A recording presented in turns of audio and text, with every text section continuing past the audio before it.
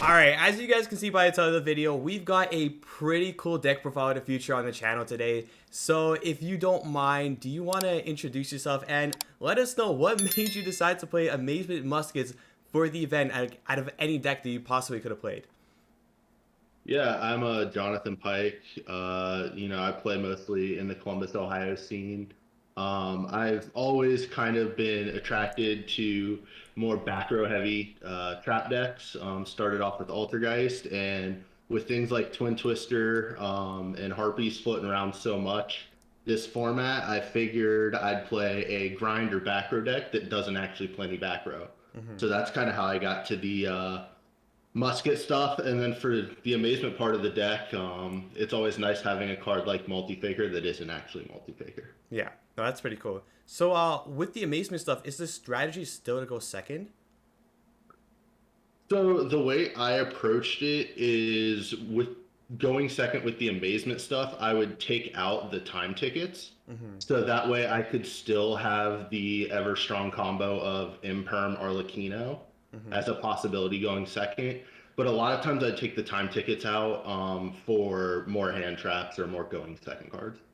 Cool. And then I also found it pretty cool that throughout your entire tournament, you played 7 unique decks, and your only loss throughout the tournament was through Tri Brigade. Would you say that's your toughest matchup? Actually, I find Tri Brigade isn't that bad of a matchup. The tough matchups with this deck are either decks like Dryatron, where they can just put up such a big board that it's hard, if they can get the full combo off to really break it. Hmm. Or the other tough matchup is something like Sky Striker, because with the amazement stuff, I'm only playing the one trap card, which most of the time is a Book of Moon, which I can't Book of Moon against a matchup like Sky Striker, who's so link focused or can tag out with Ray. Yeah, uh, that's true. All right. So before you show us the spice, do you have any shoutouts that you maybe wanted to give out? Yes. First shout out, local OTS stores, Heroes and Games and Pixel Palace Games in Columbus, Ohio. They're both great. I actually got most of the musket core from both of those, so most of the whole deck comes from those two places. The other big shout out is to my brother who goes by Ray's Thick Thighs Mm-hmm. as on YouTube and Twitter, but he's the one who really helped me theory craft the deck and got me prepared for the tournament. That's pretty cool. Strangely enough, I know him. I didn't know you guys knew each other, so that's pretty cool. Um, yeah, so you can go right ahead with the main deck. I'm sure there's a few cards that people probably won't know, so maybe if you want to like just briefly explain them, I think that would be pretty cool. So yeah, you're good to go with the deck profile. All right. So in the main deck, the first monster was 3 copies of Magical Musketeer Starfire. Mm-hmm. Basically, so all the musket cards have an effect where if you have a magical musket monster on field, you can activate the musket spells and traps during either player's turn from your hand. In addition, her effect is if a card is activated either by you or your opponent, a spell or trap in her column, you can special summon another musket. So she really is great at fetching out some of the other muskets that have more niche effects that can really get your engine going. Then we have 3 Caspar. He's the heart and soul of the deck. He searches out any musket spell or trap when spell or trap is activated in his column. So really, he's the one that you want to be activating your spells and traps under because it really allows you to diversify your hand and kind of set up the interruptions to really annoy your opponent with whatever you think they're going to have. Next, I played 2 Kid Brave. His effect is if there's a spell or trap, activated in his column, he can pitch a musket card to draw 2. So basically, it's just a way. He's another consistency card, and he's another name. Then we have the one Doc. Doc recycles your musket spell or traps back, except for a musket spell or trap that was activated to proc his effect.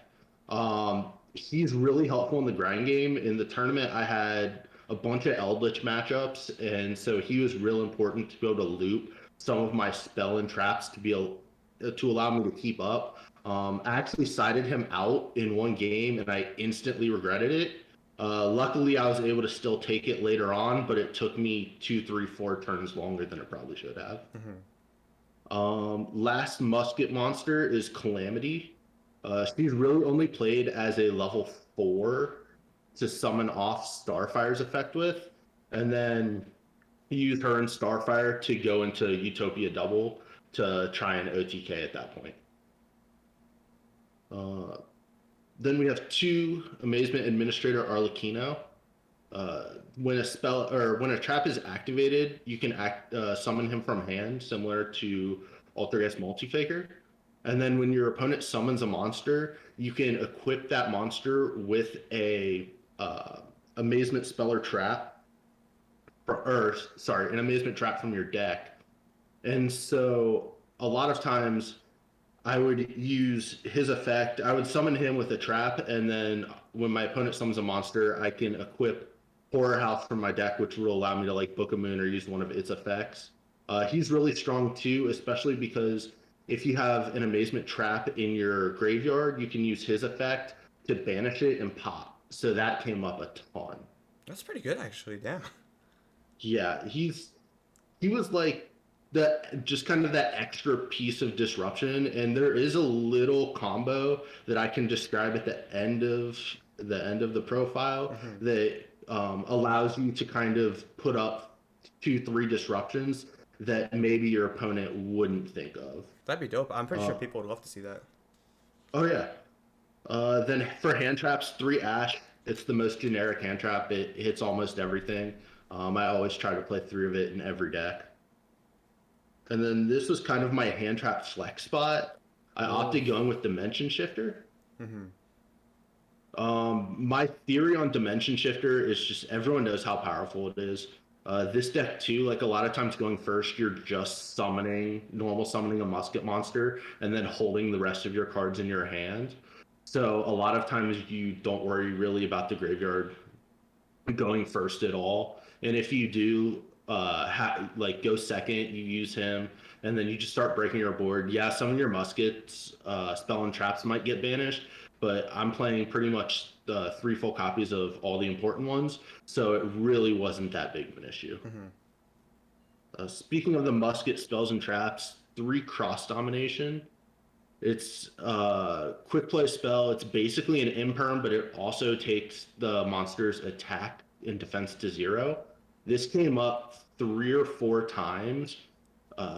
My opponents, for instance, in the Eldritch matchup, they would bring the Golden Lord back. They'd have it pumped up off his effect, and then I just use this, put it back down to 0, and then I could attack over it.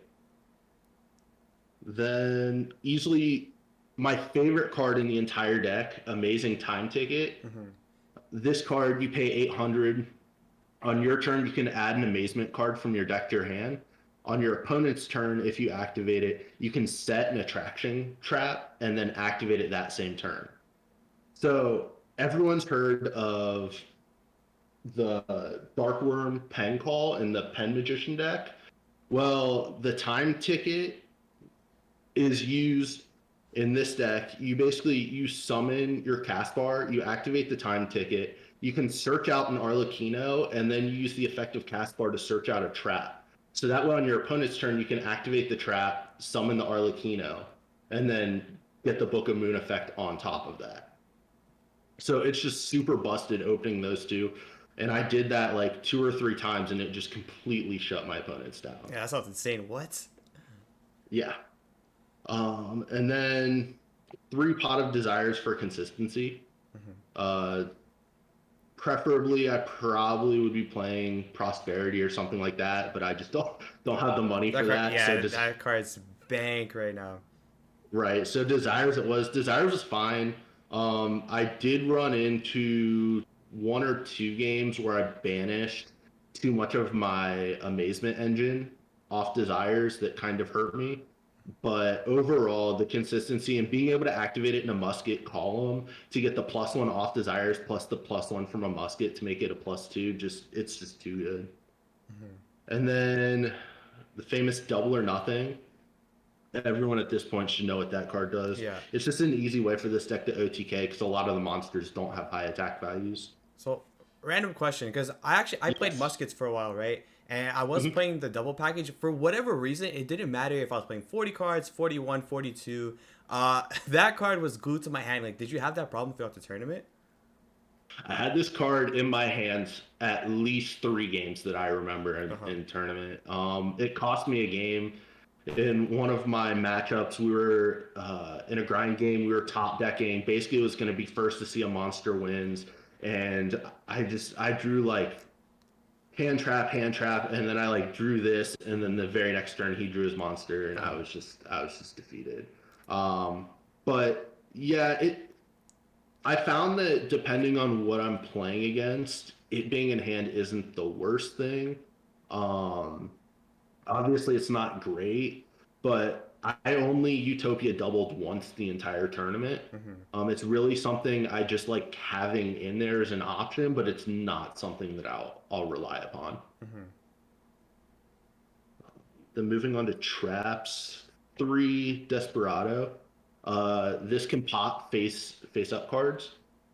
So basically, this was my way of getting rid of floodgates, anti spells, rivalry, Tikaboo, basically anything kind of like that. I know the Tri Brigade matchup, a lot of them are playing more trap based, trap heavy floodgate decks, and I know I had 2 of my matchups. I was playing against different Eldritch versions, and on both of those matchups, my opponents kept asking me, "What attribute are those monsters? What type are those monsters?" So I just was waiting for the rivalry, and I just kept this in hand.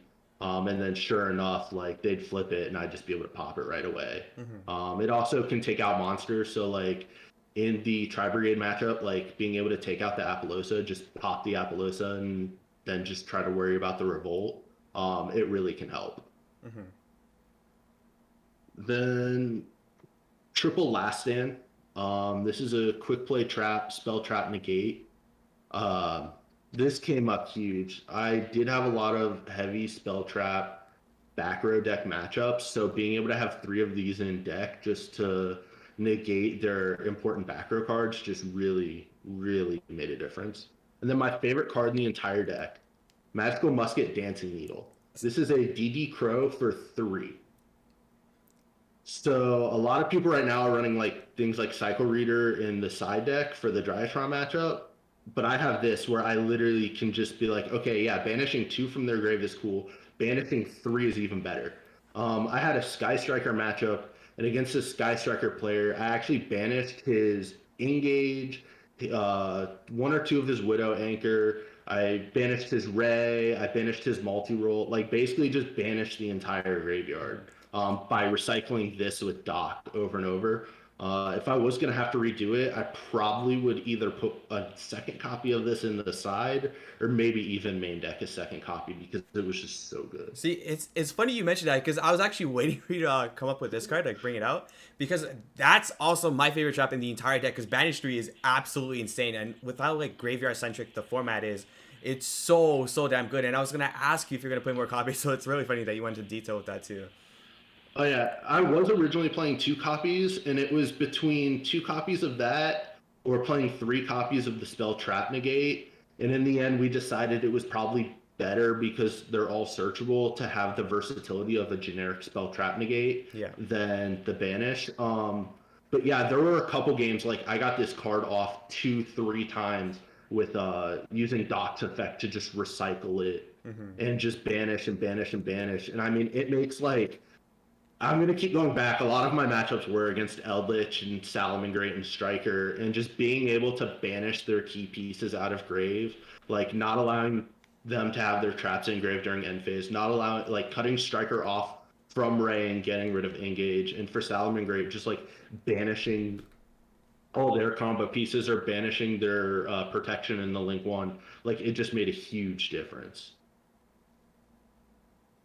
And then we have 3 Amaze Attraction Horror House. So this card is the only attraction trap that I decided to play in the deck. It's easily the strongest one. So when you equip it to your opponent's monster, it becomes a Book of Moon. And then when you equip it to your monster, you can basically use it as like an effect veiler and negate one of your opponent's monster's effects. I only use the second effect of it once. 9 times out of 10, it's being used as a Book of Moon. And the cool thing about that is you equip it to your opponent's monster. Because it gets flipped down, this thing goes to grave. So then on your turn, you can banish it with your Arlecchino and pop the monster you just put face down. Or if you can run over that, pop another card on the field. So it's really powerful in being able to not only get the Book of Moon effect, but also get the pop. And then lastly, 3 Imperm. It's my favorite hand trap. Imperm Arlecchino, I had that in one game. And I activated Imperm. I said on resolution, and my opponent goes, "Let me guess, you're gonna summon Multi-Faker."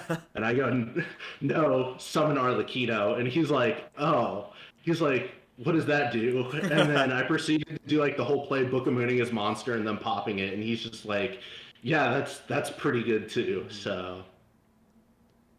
But yeah, overall, it's 41 cards in the main deck.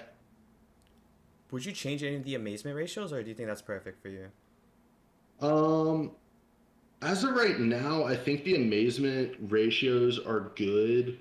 I have been playing around with some of the other trap cards. The problem with the amazement portion, for me, is a lot of the amazement traps just aren't very good, to be blunt. I feel like Horror House is the only one that has good effects when it equips to both your opponent and you. A lot of the other traps only have good effects when it does one or the other. So a lot of them are a lot more niche. So that's why for me, I decided to kind of limit it down to what I knew I was going to use, and then be able to save that versatility in deck space for hand traps and other things.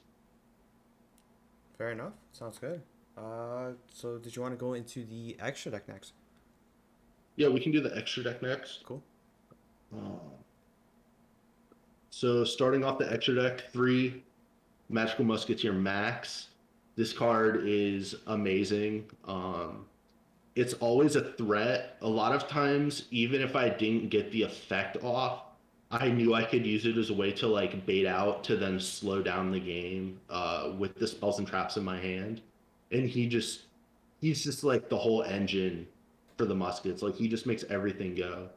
I was noticing a lot of the more competitive players that I went up against that had played against this deck before, they were making sure to not leave a lot of monsters and stuff to be able to cut me off from the spells and traps. But they would leave like 1 or 2 spells on the field, which would allow me to summon monsters.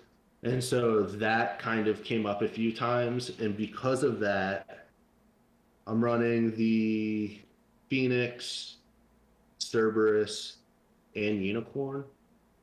These were the MVP of the deck, like of the extra deck.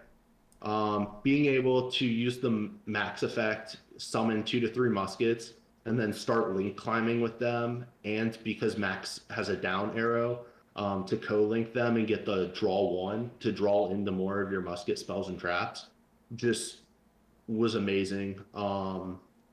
I used all 3 throughout the entire tournament too. I was kind of iffy about Cerberus because I noticed a lot of people aren't playing it anymore, mostly because most boss monsters that'll get special summons to meet its summoning requirements will have protection or in some form. So I was a little iffy, but it did come up and it was very helpful.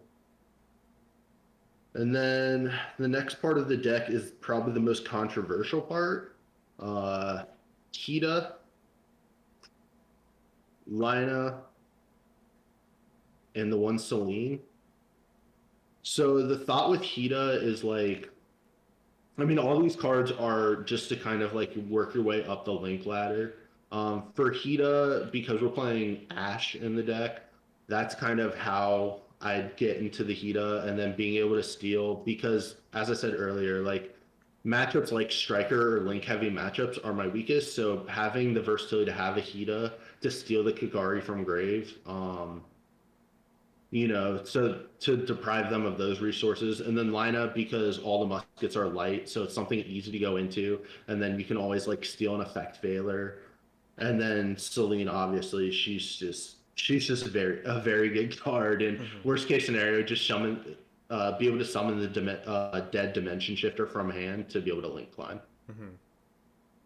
And then Ningirsu, I love this card too. It was my main Dragoon out, being able to go into him and then just uh, get rid of the Dragoon. And then one of Borreload and Boral Sword. Mm-hmm. And then the Utopia double package. And lastly, Exciton Knight. Ooh, that's spicy. Yeah, so we're playing budget over here. Mm-hmm. Obviously, I'd try to put in like a package for Zeus if I could afford Zeus. Yeah. But in the meantime, we're playing budget Zeus. It's just a board wipe. A lot of times this deck wants to get into simplified game states. I thought it was a tech choice that not a lot of my opponents, if they've ever even played against this card, Mm-hmm. would play around or even think about. So having this as an option, I thought it came up a couple times in testing, but it didn't really come up in the tournament, unfortunately. Mm-hmm. So And if that's so if we weren't playing budget, is Access Code something you would also play, or is that something you have and you just didn't want to play? yes. Okay, okay, Yeah, okay. I would 100% play the access code Yeah. package. It's just something I don't have right now, but it's something that I will be adding to the deck later on. I will say that extra deck, I have fine tuned some things. Recently, I've been playing around with playing cards like Saryuja and Apollosa for those awkward situations where they make me summon 3 or 4 monsters off max. Something like Saryuja being able to dig into the deck, potentially get another musket monster and summon it to the field to be able to keep the musket effects going, Mm-hmm. or something like Apollosa being able to just have the generic monster negate. It's just an option. I don't. It's something I'm testing at the moment, so I don't know if I'm actually going to make those changes. But those were a couple things that I've been playtesting with. Cool. All right, and then for the side deck, I played 3 Nibiru. Again, this deck, one of its biggest weaknesses is just decks that can just combo for days. And so this card just helps to kind of limit those matchups. Musket's really weird in the fact that a lot of times you don't want to stop your opponent's entire turn completely, but you want them to make subpar boards so that you can plus off a max. So Nibiru is one of those cards that like a lot of combo decks now can play around. Even if they don't make something like an Apollosa by the 5th summon, they can use the extenders in their hand to make that subpar board, and that's where muskets thrive, and you really can just take control of the game from there. And I also have to say, shout out to my Salamangreat opponent.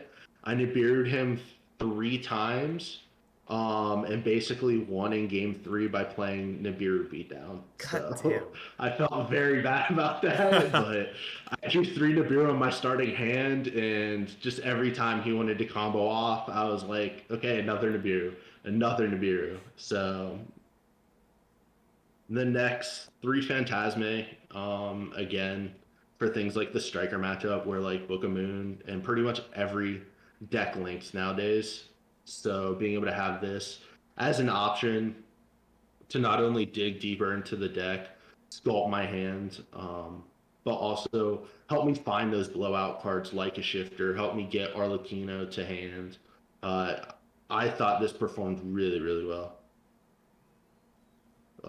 3 Dark Ruler for the same reason as Nibiru. You just want to shut off your opponent's board. With this, like shutting off your opponent's whole board and then being able to go into a max and just plus off like the 5 or 6 monsters whose effects are negated on board, knowing that your opponent can't really stop you.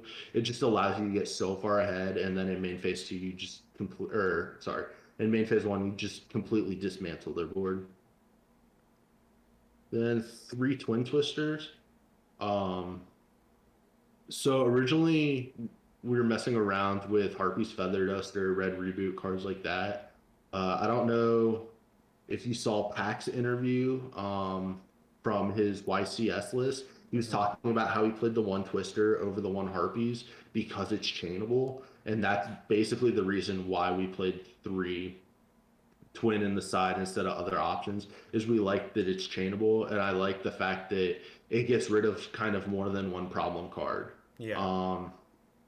I went back and forth between this and Cosmic Cyclone too, and just because, I mean, going into the event, I didn't know how much Eldritch I was going to play. I thought I'd rather have more Twin Twister against a lot of the back row decks that are playing these heavy floodgates now, to be able to clear two of them instead of just clearing the one from Cosmic. Yeah, it's also good against the Prankets matchup because like it's not like they just set Pandemonium alone. Like they can set like a Pandemonium with a Tikaboo or like with any other card. And I think Twin is just so much better in that matchup than the Cosmic. Oh, definitely. And that matchup is hard too, because if they go first, I mean, this deck's so normal summon reliant, and they can just pop the normal summon. Yeah. It's just so hard to get going. So having cards like these for that matchup is key. And then last three are 3 shared rides. I'm not gonna lie, I hated this card. I have always been skeptical of this card, but everyone keeps telling me it's good and to play it. I'm gonna take this out. I'm gonna put in probably the 3 different dimension ground or the trap that banishes. But for now, the thinking was going into some of the grind matchups, being able to take out something like the Desires and replace it with 3 shared ride going first to be able to help grind and keep up with those matchups a little bit more. But I felt like every time I sided it in and I saw it, it just I never saw it on turn 1. I always saw it later on. And by that time, it was always such a simplified game state. I'm like, I'd rather have the +1 off Desires, like the guaranteed +1, than this card that I can't really do anything with because my opponent only has 1 card in hand and 1 card on the field. So it just didn't really do a lot for me. And yeah, it's definitely going to be the first card I take out of the side deck. Fair enough. Did you want to show off that combo now that you're talking about with the amazement stuff? Yeah. So basically, as I described it earlier, a lot of times you just need the time ticket and cast bar. And I mean, time ticket's busted with any amazement, any of the muskets, because it will, not only get you their effect, but also allows you to get the effect of Arlecchino. So basically, you'll normal summon the cast bar, you'll activate the time ticket. So time ticket, you'll pay 800, and then you'll add the Arlecchino to hand. And then on resolution, you can activate the cast bar effect. And a lot of times what you search is based on what your hand. But if I don't have a trap, I'm going to search a trap. So here, Dancing Needle. So then on your opponent's turn, let's say I use the Dancing Needle or whatever trap because some are more generic than others. And then after I get the effect of the Dancing Needle, I get a search again with cast bar. So I can search out another musket spell or trap with cast bar. But then on resolution, I can summon the Arlecchino. And then when my opponent summons their monster, I can use the Arlecchino effect to equip it with the Amazement Attraction Horror House. One thing with this I want to make clear, because I know MCole40 brought it up when he was doing a profile on my deck. If you equip the Horror House from deck, even if you put it in a musket spell or trap zone, it does not trigger the musket spell or trap or effect. Yeah. So I could activate it in that zone and then search out another one. So then you'll book a moon, your opponent's monsters, and then this will go to grave. And then on your following turn, so that's already 4 or 5 interruptions on your opponent's turn. Then on your following turn, you just banish the Horror House, use the Arlecchino effect to pop one of your opponent's card. So by there, you have interruptions for 3 or 4 cards, and then you're using the Arlecchino effect to pop another one. And then Arlecchino's got 2,600. Cast bar has 12. That's already you're putting your opponent on a clock in a way that the muskets don't really have without the Arlecchino plays. Yeah, that's actually pretty sick. That's a lot of interruption. Yeah.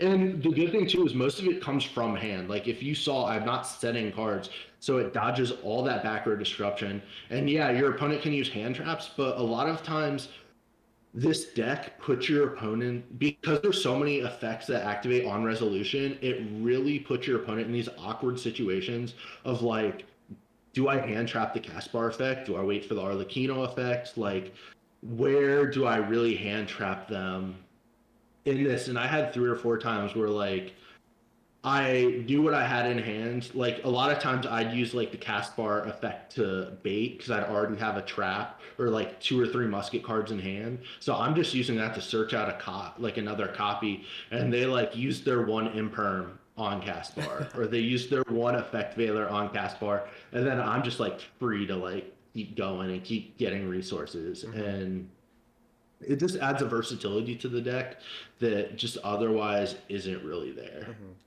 All right, well, that's actually really dope. Oh, okay, so thank you so much for showing us the combo. Do you have any final thoughts you'd like to share about the deck? Yeah,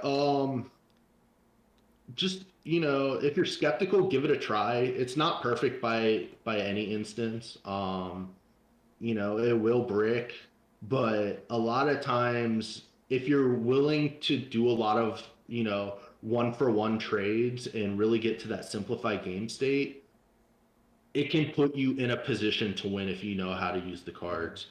Yeah. It's a deck I really like. I've had a lot of people reach out to me on Facebook or on other groups about the deck, about my play style with it and how I used it. And the thing I would say I like most about it is it always keeps your opponent guessing, whether it's guessing in what spells and traps you have in hand or you're adding to hand, or I can say I won 2 or 3 of my matchups because Musket is an engine that, typically goes second. Amazement's an engine that typically goes first. By manipulating what I'm siding in and out, there were 2 or 3 times where my opponent was dead set, thought I'd go first or second, and I chose the other one, and their face was just completely shocked, completely frozen. And they're sitting there with, a handful of hand traps, and I'm like, oh yeah, you go first. Yeah. And they like set one pass. Yeah. And so I think the versatility and being able to play the mental side of the game is really what I liked about this deck. Yeah, so I'm a huge advocate for rogue decks. Like I play on shit myself, and I love that deck to death. And like I do something similar. So like basically, I play like a blind second variation of it, and then in my side I'll have something like a rivalry, and then like my opponent won't sign any back removal because they assume all I have in my main deck is just like literally board breaker cards. And then you go first, you set rivalry, and they're just like, what the hell? So yeah, like, that's something really cool for sure. Yeah, I was playing around with the going second version, using stuff like Artifact Sanctum just to like kind of lock your opponent down, and things like Rivalry, just traditional floodgates. But to be honest, I really like the Amazement stuff. Like in general, I think it's a cool archetype. I think it does need. I know it's getting a new wave of support in the next set that'll make it a little bit more viable pure, but it'll probably need an additional one after that. It just needs like 1 or 2 really more strong trap cards to be viable on its own. But just as an engine, I just think, the combination with the muskets and being able to just continually add resources and just outgrind your opponent, it really makes the musket side of it a lot better in the grind game. And I saw what people were doing with, like Eldritch muskets, and I think this is just another step above that theory. Yeah, it's a very cool deck for sure. I'm probably definitely going to try it out probably sometime this week on Dueling Book too. So yeah, again, dude, I want to thank you so much for coming onto the channel. You're an absolute freaking legend for topping with this deck. Like, it's insane. I love seeing rogue stuff. So I just want to say best of luck in your future tournaments, and I hope you have a good rest of your night, my man. Oh, thanks. You too. Thank you, man. Take care. Take care. Peace.